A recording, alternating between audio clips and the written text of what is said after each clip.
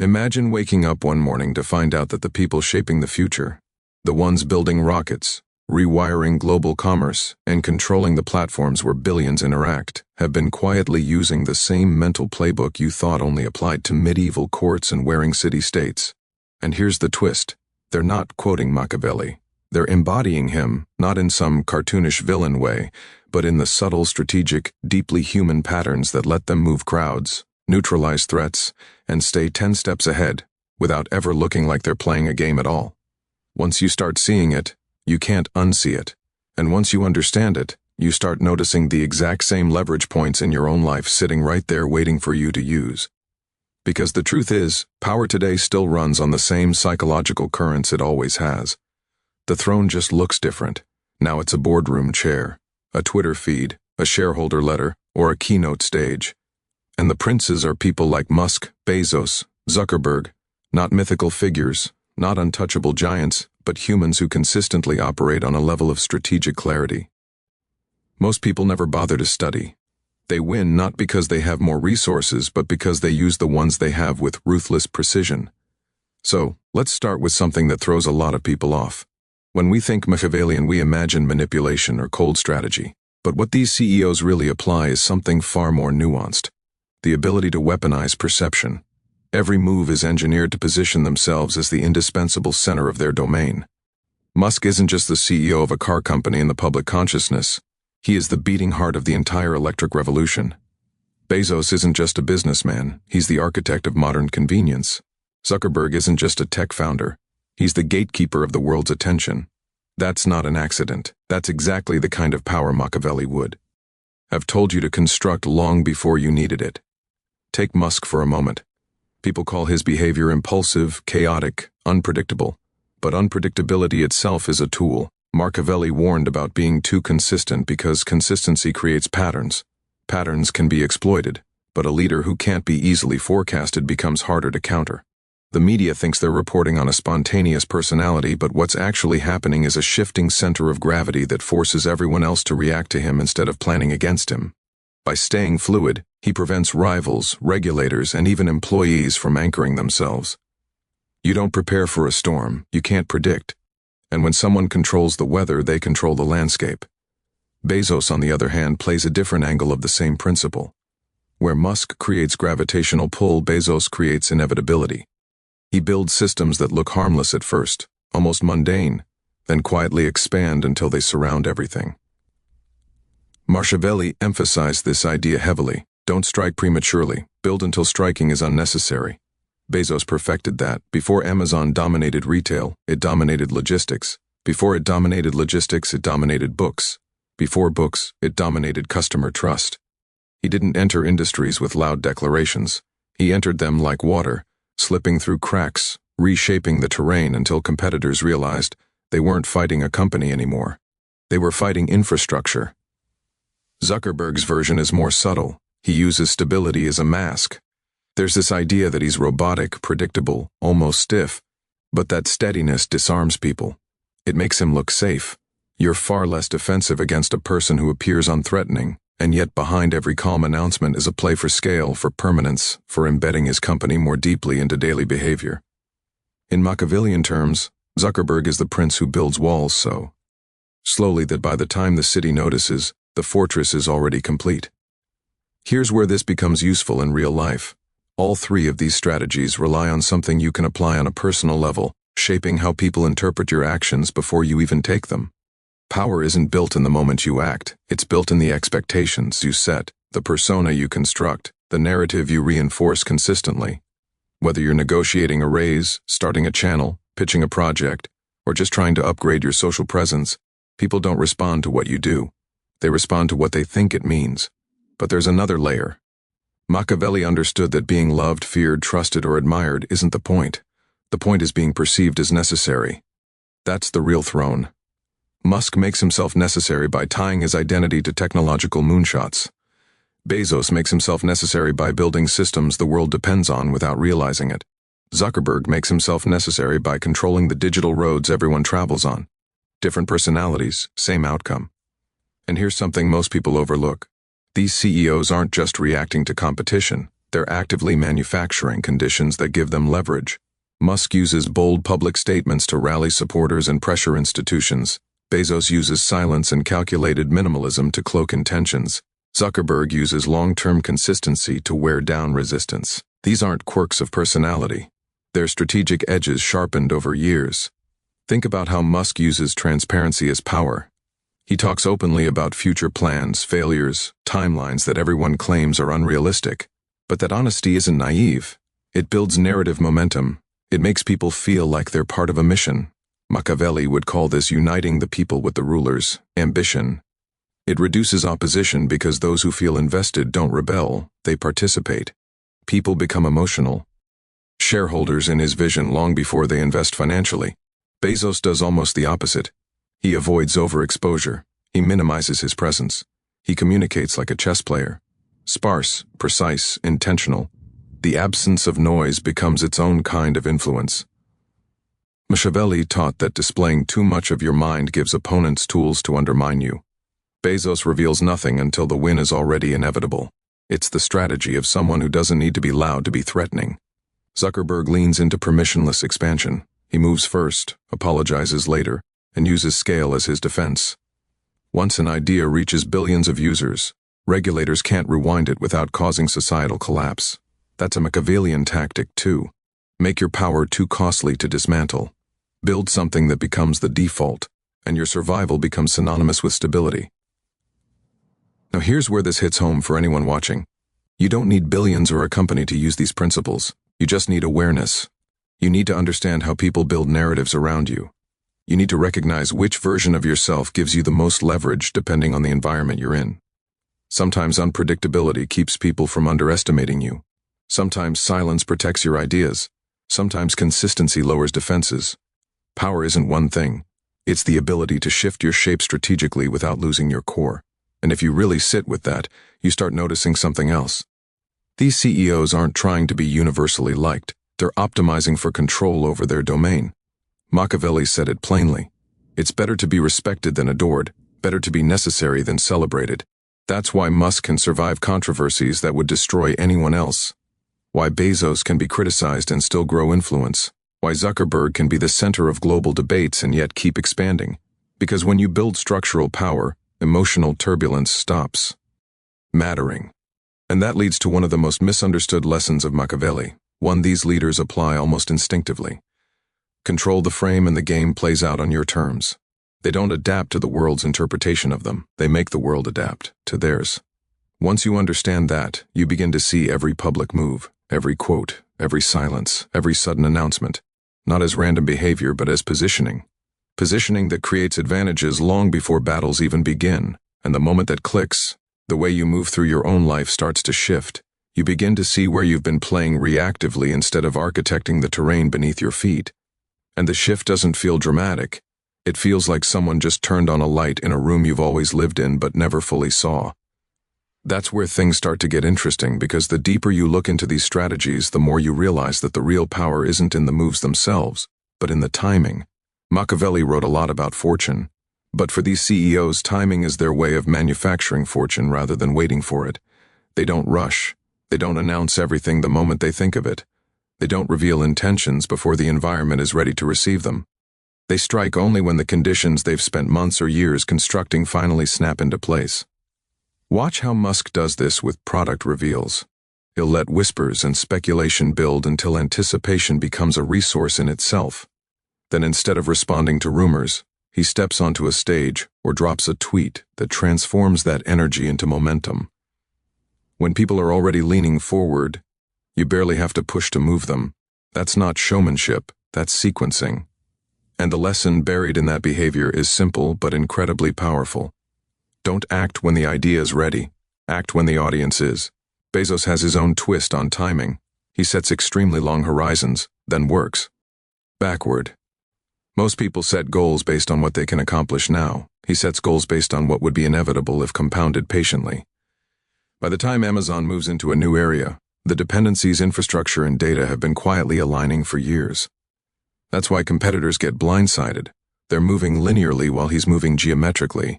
And the everyday version of this is surprisingly accessible. Instead of forcing outcomes, Engineer conditions where the outcome becomes the natural conclusion. Zuckerberg's timing is different again. He rarely launches something at its peak hype moment. Instead, he waits until cultural resistance starts to soften.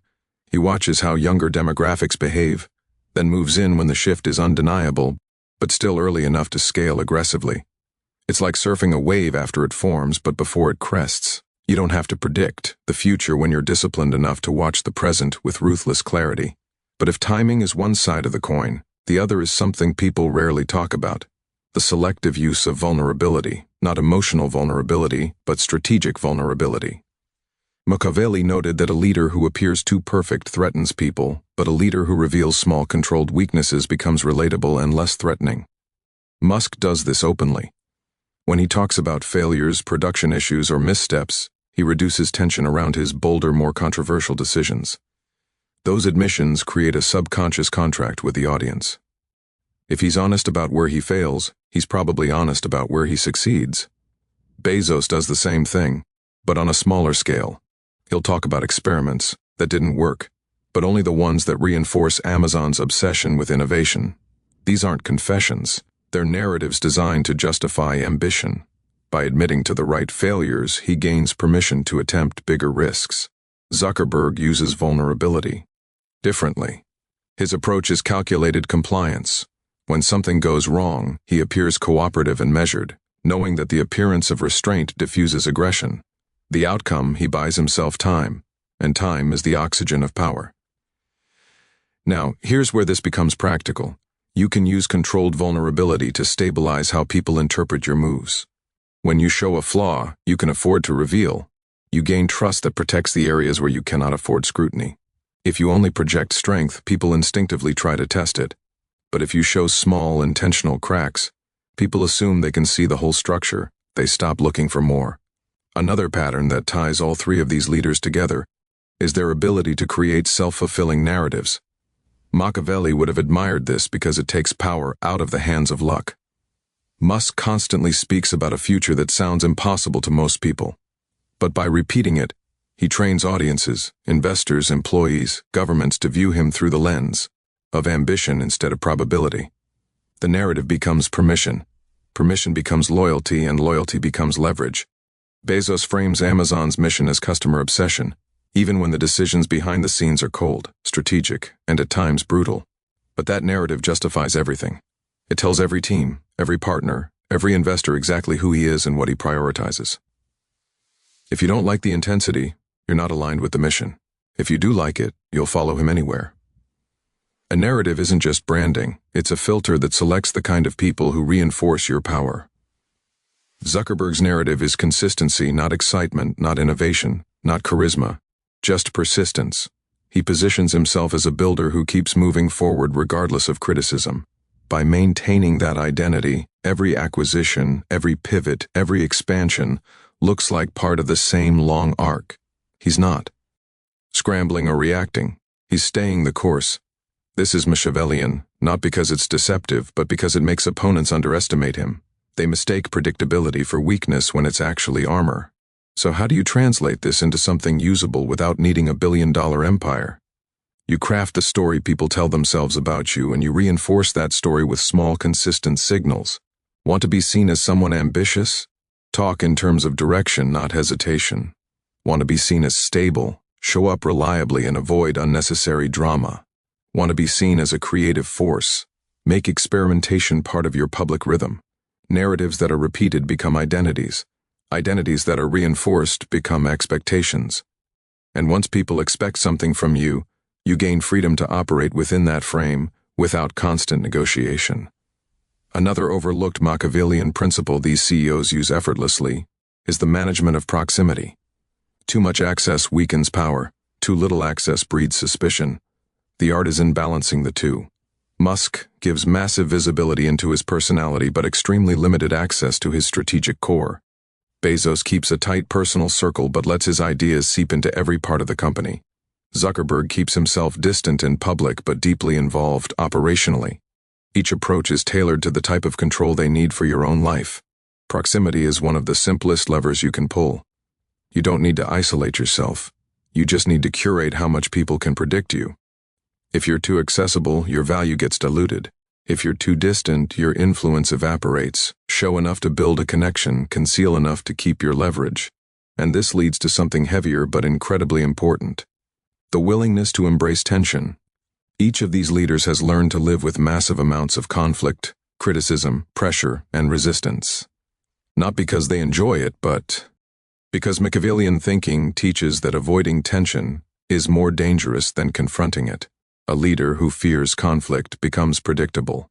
A leader who faces conflict strategically becomes unshakable. In your own life, avoiding conflict seems safe, but it quietly hands control to other people. When you lean into tension calmly, deliberately, without aggression, you reclaim the steering wheel. You stop reacting and start directing. And the shift is usually small at first: a boundary you hold, a conversation you don't dodge, a decision you don't soften for approval. But with each one, you build internal power. And internal power makes external power possible. And here's the part that people miss. Power is not the end goal. Control is not the end goal. The actual goal is agency. The ability to shape outcomes in your life without being tossed around by circumstance, by other people's expectations, by the subtle pressures that drain you over time. Machiavelli wasn't teaching domination. He was teaching autonomy. These CEOs aren't worshiping control. They're building systems where they're not at the mercy of randomness. Once you understand that, you start noticing the places where your own agency leaks. You start seeing how often you explain your choices instead of owning them. How often you soften your voice to avoid friction. How often you wait for permission instead of setting direction. And suddenly those strategies that seem distant or corporate or billionaire exclusive start looking surprisingly human, surprisingly usable, surprisingly close. Because the deeper you go, the more you realize that power on the grandest scale and power in your everyday life operate on the same mechanics.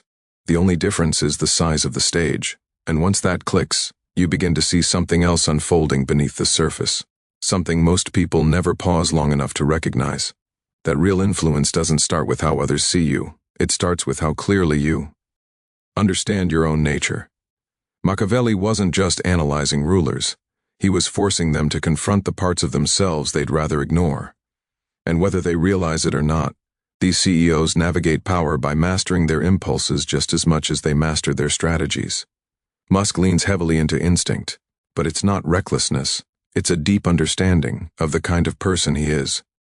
Someone who thrives in chaos, someone who needs momentum, someone who uses intensity as fuel. He doesn't try to become a calm, understated operator because that would kill his effectiveness. He amplifies his nature instead of sanding it down. And that's a lesson people rarely apply. So many dilute their strengths trying to fit into an environment that would have rewarded them more for leaning into who they already are. Bezos is the opposite. He is calculated to the bone. He doesn't pretend to be spontaneous or charismatic or unpredictable. He leads with rigor, discipline, efficiency. His advantage is his cold clarity. And he honors that instead of apologizing for it. That's why he gets so much done. He moves like a strategist because that's what he is. He didn't force himself into the mold of a visionary showman because he knew it would fracture the edge that made him dangerous.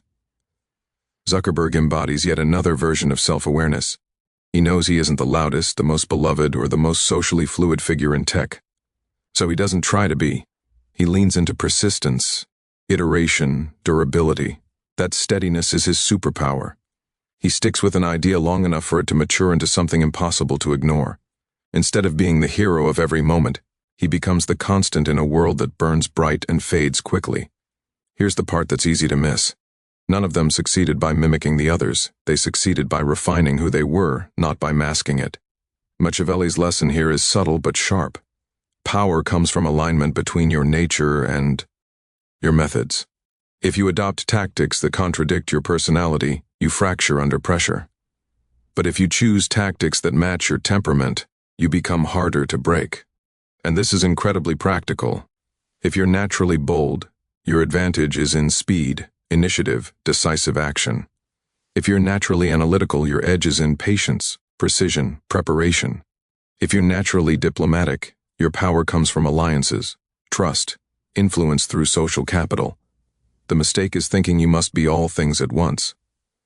The truth is that real leverage is built by optimizing one dominant mode of operation, then supporting it with complementary habits rather than contradicting ones. But understanding your nature is only the starting point. What these CEOs also share is an ability to create asymmetry. They tilt the playing field so the cost of attacking them becomes higher than the cost of cooperating. It's a quiet form of protection, but it works. Musk rallies millions of loyal supporters who act as informal advocates. Bezos builds systems everyone depends on, so harming him harms the very people who would try. Zuckerberg creates platforms where even his harshest critics need him to communicate their criticism. That it's asymmetry. Structure your environment so disadvantages fall on others, not you. In regular life, asymmetry looks like positioning yourself so you're not replaceable. It's learning a skill few people bother to learn. It's controlling a process others rely on. It's building relationships that make you the connective tissue in a group. It's developing expertise so specific that removing you creates a vacuum. People think power means dominating others. Most of the time it just means making yourself a piece they can't remove from the board, without the board collapsing a little. Another powerful pattern here is the ability to separate personal emotion from strategic emotion. These leaders feel things just like anyone else, but they don't let feelings dictate their moves.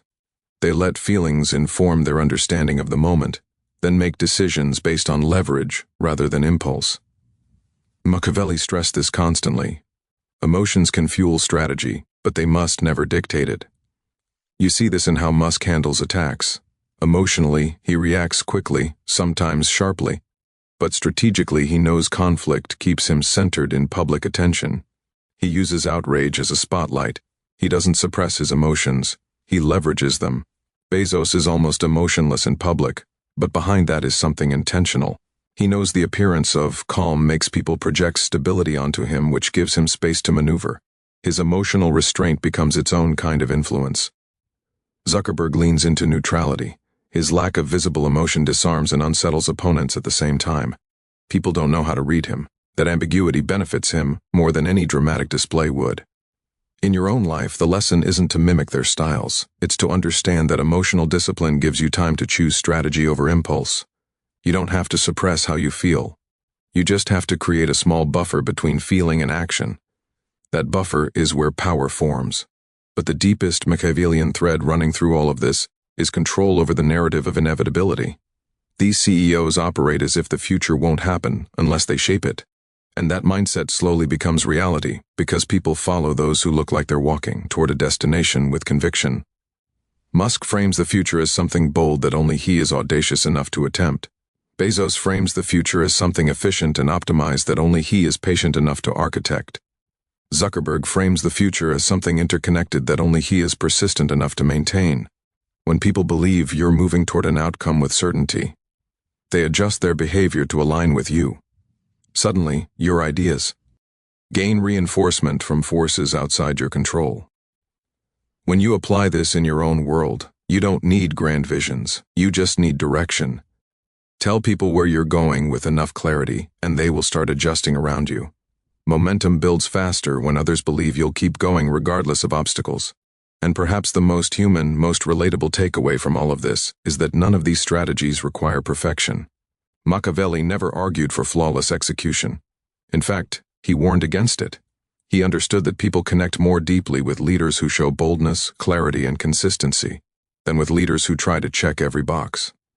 These CEOs all have massive flaws, but their strengths are so deliberately amplified that the flaws stop mattering. You don't need to fix everything about yourself to gain influence.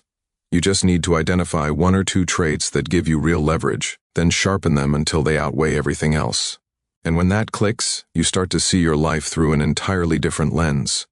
You notice the hidden power dynamics in conversations. You notice how much people reveal unintentionally. You notice when someone is controlling the frame, and when the frame is wide open for you to take. You start moving with purpose instead of drifting. You stop waiting to be chosen, and start positioning yourself to be unavoidable, because at the end of the day, Machiavellian strategy isn't about ruthlessness. It's about awareness. It's about the ability to see the architecture behind human behavior, and use it to build a life you can steer instead of a life that steers you. And once you start seeing those patterns, they begin connecting into something even larger. something that shifts the way you understand influence at its core, something that explains why some people rise quietly while everyone else is busy making.